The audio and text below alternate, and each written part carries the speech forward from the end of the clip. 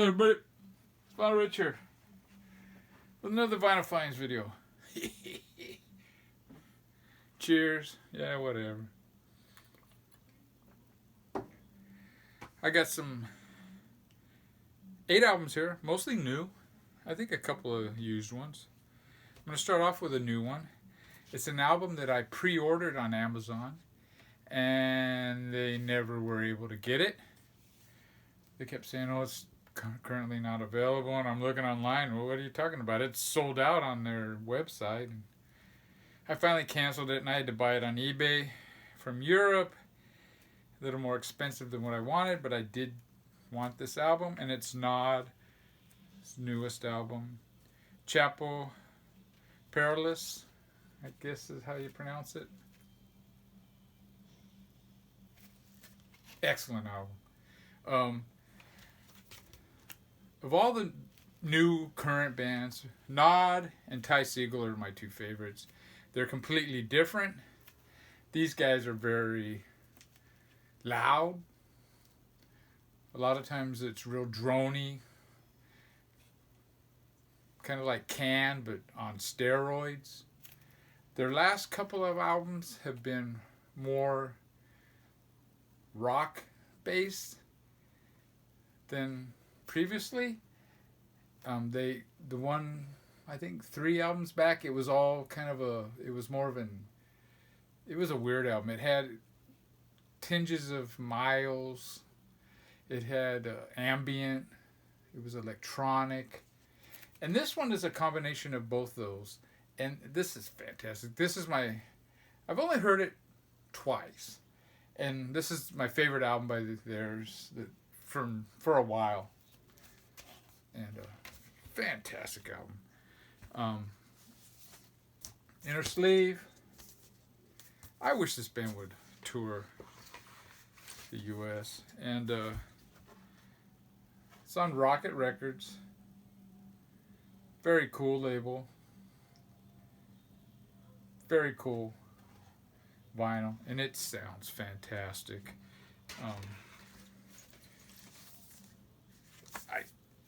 I don't know what to say. I've only heard it twice. I love Nod. I love this album. They can do no wrong. This next one, it's another new album I bought. And Thump Finger showed this. And it's Beanpole, All My Kin. And it's Les Claypool from Primus. I guess this was recorded in the 90s at the height of Primus, but the record company would not release it. It did not. They didn't think it would. Their target audience would like it, and apparently they don't. I guess Primus fans don't really like this. Les Claypool did an album with Sean Lennon recently. They might have done 2, and I don't have those, but I'm not really a big Primus fan, to be honest. I am a big Sean Lennon fan.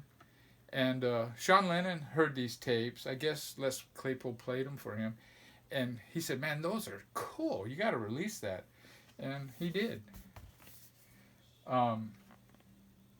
This is some demented. A lot of the music sounds kind of like Frank Zappa, like some Captain Beefheart. It's really demented. It's about this family. They're all inbred, I guess. I don't know. It's like a stereotypical, hillbilly shit. There's songs about incest. There's songs about onions. It's a pretty weird album. Sponge Boy Grandma. His name is Beanpole. It's pretty weird. And it's great. I really dig it. I'm glad. I never would have picked this up if it wouldn't have been for Thump Finger. That's what's great about the VC. And this is what the label looks like. Pretty plain. It's not for everybody. It is on YouTube. You can listen to this. It's pretty weird. I mean, see that cover? That's what it sounds like. I mean, great cover, man. That is a great illustration. Now this next one is a personal grail. I showed a personal grail in my last video, a 60s psych album. This is an 80s punk oi album. UK 82 they call it. Let me put this here. The good, the bad, and the Four Skins. Fantastic shit here, dude. Four Skins album, their debut, came out in 82.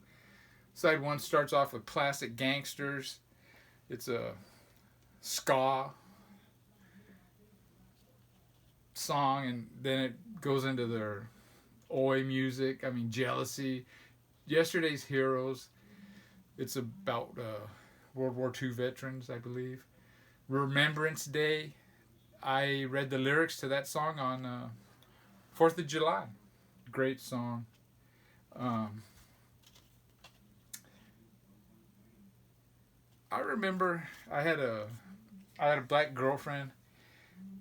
She came over to the house, and I pulled this album out, set it down, was putting it on, and she didn't tell me at the time, but she told me, she was like, "Are you going to play a Skinhead?" You know? And as soon as Plastic Gangsters came on, she just said, "Man, this," she just fell in love with this shit, you know? Great UK 82 album. When I do a Gimme 10 82, this possibly could make it, but 82 was a hell of a year, dude. The sleeve. I mean, I am so jazzed. I don't know how it is in the UK, but you never see that album here in the US.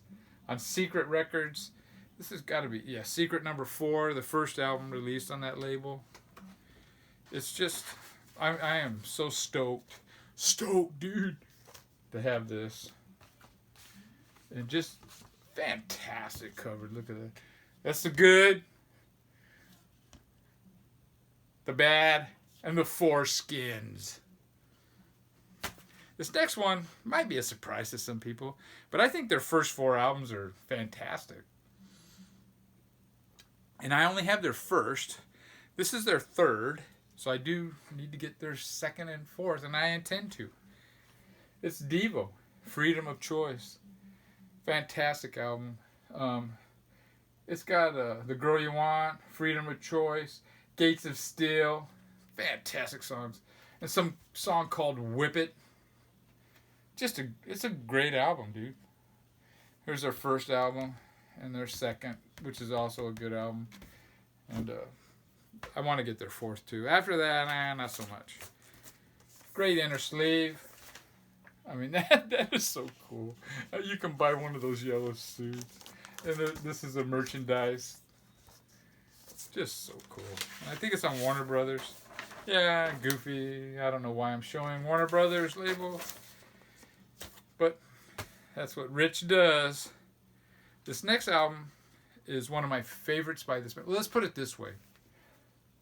Pink Floyd, Metal. After Syd Barrett left, I think this is the first great album that this band made. Just fantastic, dude. Great gatefold. I love this album. My Pink Floyd collection is rather thin. There's 3 more albums that I need to get by this band, and I am so happy to see this. This is an album that for me, if you're going to get it on vinyl, it has to be in excellent shape, or it's pointless, you know? You might as well just get the CD. And it's on Harvest. This is a German edition, and it's excellent. And I wouldn't call it a grail, but it's close. I mean, it's a great album.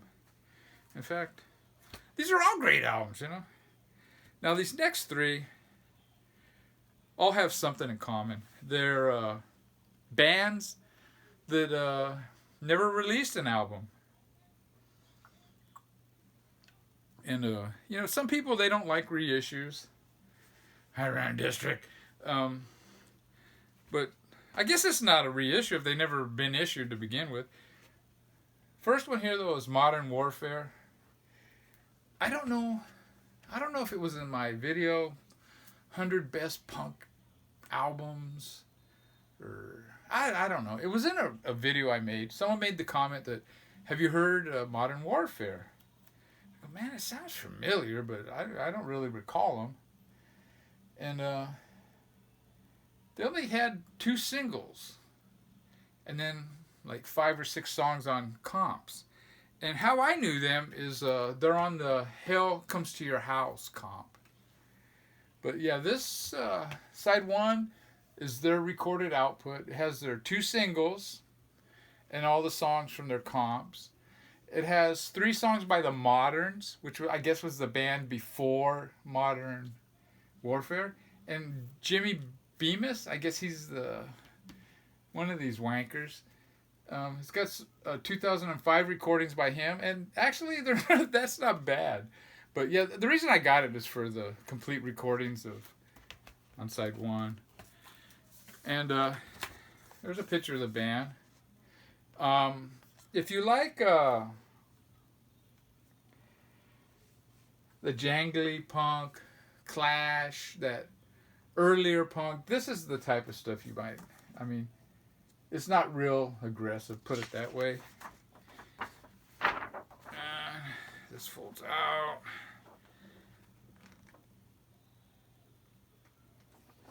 You got some flyers here. It's interesting. The bands they played with.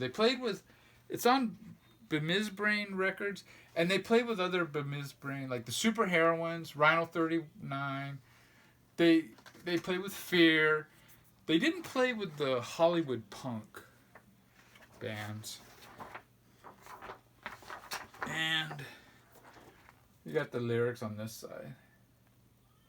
And I think it shows the 3...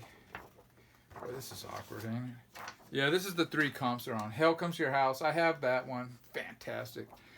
This one I have on CD, so I guess I have that. American Youth Report. Those are 2 good comps. This one here, Life is Boring. I do not have this one, but it is a good series, so I'm sure that's a good album too. But yeah, Modern Warfare. Very cool to have that. I looked at getting the singles because I do like punk 7 inches, and they're selling for $200 plus. You know, that's the way to go for me. Next band here, it's a similar thing. They never had a official album. It's Crisis, and this is Collective. And again, I showed some Death in June. This is the band before Death in June. And I showed a couple of Death in June albums on a Vinyl Finds video back. And someone made the comment that, yeah, they were really into Crisis back in the day. And had I heard of them? I had heard the name, but I had never heard of them, reading about Death in June. So again, I looked into the singles. They have 3 singles. That's what side 1 is. It's they're 3 7 inches.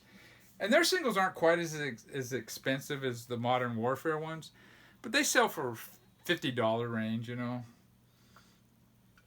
here in the U.S.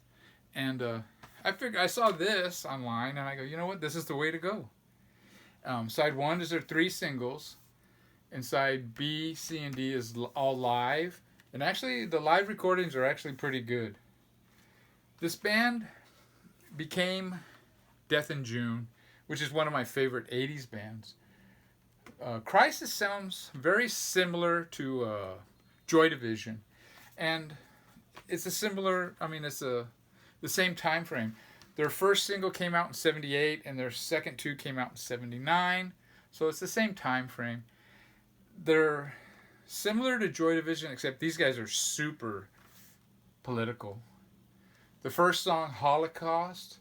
You know how there's these songs, especially some soul songs, they shout out Detroit City, South LA, whatever. They shout out. These guys in this song, they're shouting out Nazi concentration camps. I guess Holocaust was the side A, but I like the side B song better, PC 1984. And the same thing goes for their second single, No Town Hall. It's a good song, but White Youth I think is a better song. But yeah, I am so glad to have this. Kind of like ties in with my Death in June collection, which is a band. I'm not gonna get all the Death in June stuff. It's very expensive nowadays, but this is the Modern Warfare one, and this is the Crisis one. What does it matter? You know, they're just labels. I mean, I never gave a shit about labels. I'm gonna be honest.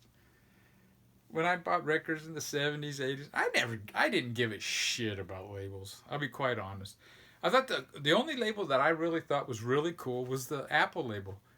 I thought that was a really cool label when it came out. But other than that, it's like, pfft, as long as it lists the songs, you know, I could care less. But now that I'm in the VC, I got to show the labels. And I kind of appreciate them now. Sorry. My high rant district rant. This third one is a similar band, never released an album. And it's probably my favorite of the three, actually. And it's Against. It's on one of my favorite reissue labels, Radio Raheem. Fantastic. This band, I didn't mention, the Modern Warfare is from Long Beach. Crisis is somewhere in England. This band was from Venice. In fact, I think some of the early members from Suicidal Tendencies are in this band. This is like aggressive punk, kind of Discharge mixed in with SoCal punk. Fantastic. Look at that. Venice. This is like art from that Venice period. I mean, back in the day, you could tell, well, you couldn't tell all of them, but a lot of the guys from Venice, when the Suicidal Tendencies came out, they used to wear white dress shirts. I don't know how it was, but yeah, before Suicidal signed, and they wore white dress shirts, and they had drawings like this, drawn in ink, or a permanent marker drawn on the back, and Suicidal, and yeah, just very cool. But anyways, this is they had 2 recording sessions apparently. Side 1 is their 1984 recording session. Side 2 is their 1983 recording session. Fantastic shit, dude. This is this how good this band is kind of illustrates how deep the SoCal punk scene was. If this band was in Boston in 83 or New York in 83, they would be considered God, you know? And they didn't get the time of day here. And this is the labels. Pretty cool picture here. It's a picture of the 2 guys with this old beat up car with spray painted on the hood, the trunk, Against. I don't know if you can see that. And another cool drawing. Some flyers here. I never got to see this band, I don't believe. And it looks like they mostly played at the Café de Grande. Now, I said this band never had an album released. A CD was released called No Arms, like in 1996. And it contains all of this, plus some live material from the Café de Grande. And surprisingly, the Café de Grande live material is really good. The Café de Grande, let me tell you a little bit about that place. It was a Chinese restaurant in Hollywood on Selma, I believe it was Selma Avenue. And they used to have the gigs in the basement. I saw Social Distortion there, Top Jimmy and the Rhythm Pigs, Sex Gang Children. And I remember one time I was in there and I'm thinking, man, this is a fucking fire trap, you know? There was only one way down into the basement. And this is Against. It's got the lyrics and some credits and whatnot.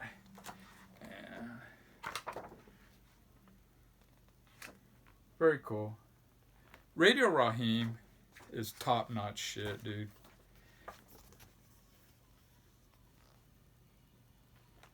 What do they call that? Here's my thumbnail. Very cool. Take care, my droogs. Oh no, what was that? I hope this came. Wow, 20 minutes. What the fuck?